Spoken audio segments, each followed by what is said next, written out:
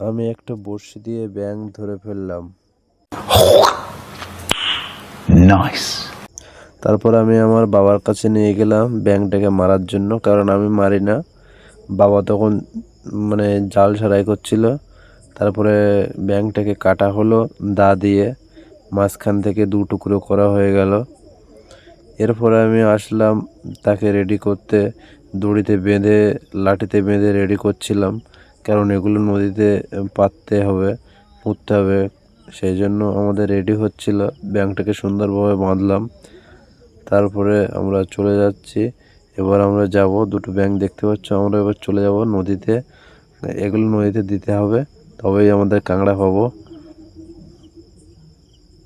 আমরা চলে এসেছি নদীর রাস্তায়। নদীর রাস্তা থেকে নামলাম। এবার নদী দেখতে পাচ্ছ সামনে। এবার আমরা আস্তে আস্তে গুটি গুটি হয়ে চলতে চলতে চলে গেলাম জলের পাশে। জলে দিয়ে দিলাম প্রথমে একটা টোপ দিয়ে দিলাম আমরা। তারপরে সেটাকে ভালো করে ওখানে পুঁতে দিলাম মাটিতে, যেন না ভেসে যায় জলের স্রোতে।